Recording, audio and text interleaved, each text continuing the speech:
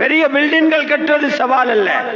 இந்த ஜமானில் உள்ள சவால் உண்ட மடியில பிறந்த குழந்தைய நல்லவனாக்குறதுக்குரிய முயற்சி செய்யறது, நல்லவர்களாக உருவாக்கி எடுக்கிறது. அவன் கெட்டு போகாம மானத்தை காத்தில பறக்க விடாம உண்ட மகளையும் மகனையும் நீ தயாரித்தெடுக்க முடியும் என்றால் இந்த காலத்தில் நீ சாதிக்கிற ஆகப்பெரிய சாதனை, ஆகப்பெரிய சாதனை.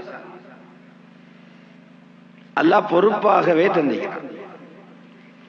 எதுவரைக்கும் அல்லாஹ் பொறுப்பு தந்தான்? குழந்தை அன்பளிப்பா தந்தாச்சு.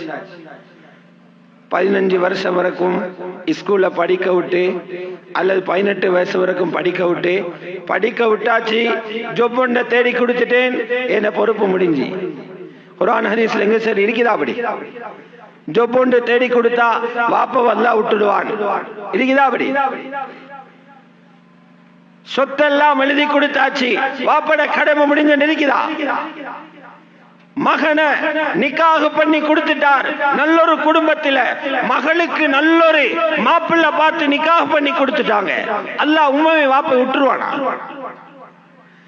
குர்ஆன் மிக தெளிவாக சொல்லுது, தாய் தந்தையருடைய பொறுப்பு என்ன தெரியுமா?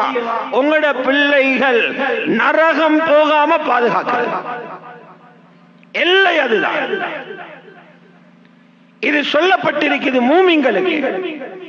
யா அய்யுஹல்லதீன ஆமனூ கூ அன்ஃபுஸக்கும் வ அஹ்லீக்கும் நாரா.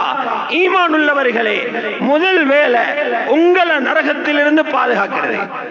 முதலாவது உங்களை பாதுகாத்தீங்களான்னு யோசனை பண்ணிக்கோங்க. நீங்க இப்ப மௌத்தானா உங்களோட கபரு சுவர்க்க பூஞ்சோலையா அல்லது நரக நெருப்பாண்டு யோசனை பண்ணுங்க. இரண்டாவது வேலை உங்களோட மனைவியும் பிள்ளைகளையும் நரகத்தில் இருந்து பாதுகாக்க. அம்ரு ஈஜாப். கூ என்பது அம்ரு ஈஜாப், ஃபர்ல் ஐன், செஞ்சே ஆகும். ஆனா நாங்க இதை செஞ்சிட்டோமான்னு பார்க்கணும். பொறுப்பை செஞ்சிருக்கிறோமா? மற்ற இபாதத்தில் எல்லாம் போயிட்டு நபி ஸல்லல்லாஹு அலைஹி வஸல்லம் சுன்னத்தை தேடுறோம், தொழுகையில தேடுறோம், வுது எப்படி செய்யணும் ஹதீஸ்ல நுணுக்கமாக தேடி சண்டை கூட வருதுங்க. தொழுகை எப்படி தொழணும், தக்பீர் எப்படி கட்டணும், நல்ல நுணுக்கமாக தேடுறோம். நோம்பில தேடுறோம், ஜகாத்தில தேடுறோம், ஹஜ்ஜில தேடுறோம், துஆவில தேடுறோம். யாராவது போயிட்டு தேடினாங்களா?